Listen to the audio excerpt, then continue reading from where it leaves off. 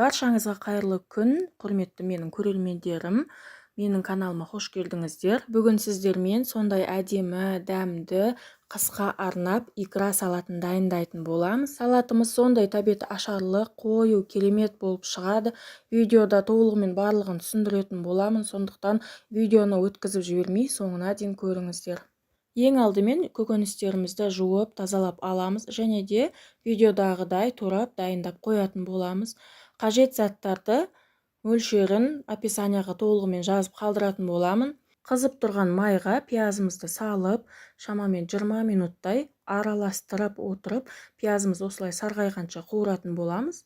Содан соң кубиктеп туралған осындай қызанағымызды жақсылап майға қуырып, араластырып, 15 минуттай қуыратын боламыз.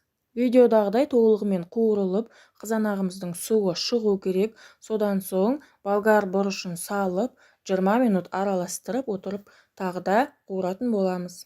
Банкілеріңіз ашып кетпес үшін және де атылып кетпес үшін осы видеодағы нұсқаулықтарды толығымен орындасаңыз, және де әр көкөністі жеке-жеке дара-дара барлығы толық қуырылғанын қадағалап, жақсылап араластырып отырып дайындағаныңыз дұрыс.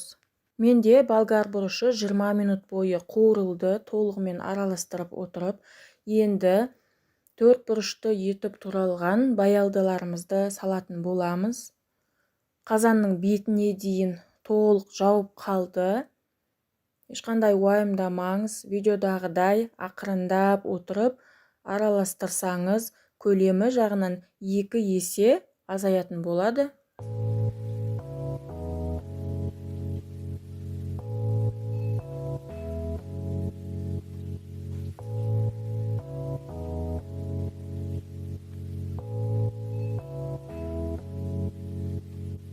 Дәміне қарай тұзын салып, мен 3 ас қасық тұз салдым және жақсылап араластырып, 50 минуттай араластырып отырып, қазанымызды қақпаған жауып бұқтыратын боламыз. Баялдыларымыз көлемі жағынан азайып жатыр жаймен, осылай суы шығып, әдемі болып бұқтырылу керек. Қазанның астын міндетті түрде қозғап тұрыңыз, асты күйіп кетуі мүмкін. Менде 50 минут уақыт өтті. Видеода көріп тұрғандарыңыздай, баялдыларымыз 2 есе көлемі жағынан азайған, суы шығып, осылай әдемі болып қуырылған. Астын жақсылап араластырып, шекеріміз бен сарымсағымызды қосып, және де тағы да 7 минут бұқтыратын боламыз. Қызанақтың қышқылын басу үшін міндетті түрде шекер салған дұрыс.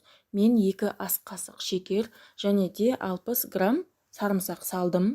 Енді қақпағын жауып бұқтыратын боламыз, және де тұзын дәмін көреміз. Егер тұзы кем болса, тағы да үстіне салып жіберуіңізге болады. Салатымыздың қоюлығы дәл осындай болу керек, қасық тік тұрып құламау керек, және де сіздің салатыңыздың тұзы кем болмау керек. Егер кем болған жағдайда салатыңыз ашып кетуі мүмкін. Салатымыз толығымен дайын болды. Жетпеген тұзын салып, толығымен жақсылап араластырып, және де тағы да 1-2 минут қайнатып жіберіп, банкілерімізге құятын боламыз. Мен осылай банкілерді алдын ала стерилдеп алған болатынмын. Өзіңізге ыңғайлы болу үшін банкілерге арналған воронка пайдаланғаныңыз дұрыс. Ожаумен осылай үстіне құйып отыратын боламыз. Салатымызды банкілерге лық толы етіп видеодағыдай құятын боламыз, және де салатты міндетті түрде кішкене банкілерге құйғандарыңыз дұрыс.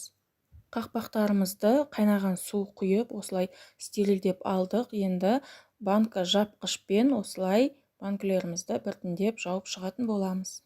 Мен осылай үй жағдайында кішкене қазанмен дайындаған болатынмын. Менде 3 литр икра салаты шықты. Егер қаласаңыз үлкен кастрюльмен немесе үлкен қазанмен 2 есе көлемін үлкейтіп, көбірек салат жасасаңыз болады. Мен бұл салатты жапқаныма 1 аптадай уақыт өтті. Банкілеріміз ешқандай атылған жоқ, ешқандай ашып кеткен жоқ. Сол себепті тексерілген, сенімді болғаннан кейін видео рецепті сіздерге салып отырмын. Міндетті түрде осы рецептпен жасап көріңіздер, маған алғыс айтатын боласыздар.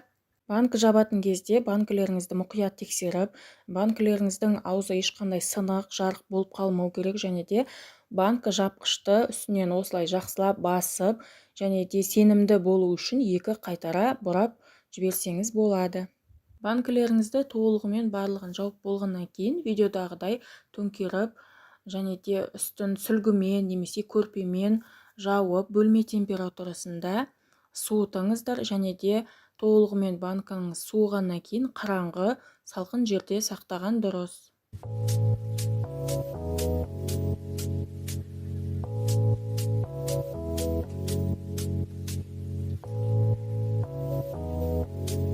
Салатымызды банкілерімізге жауып болдық толығымен.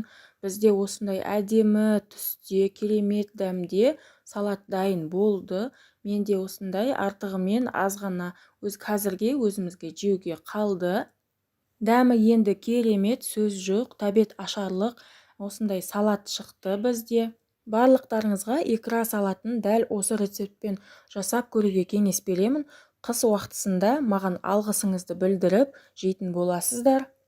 Видеоны соңына дейін қарағандарыңызға рахмет. Келесі видеоларды жіберіп алмас үшін менің каналыма тіркеліп, лайк басып кетсеңіздер, алғысым шексіз. Қош сау болыңыздар.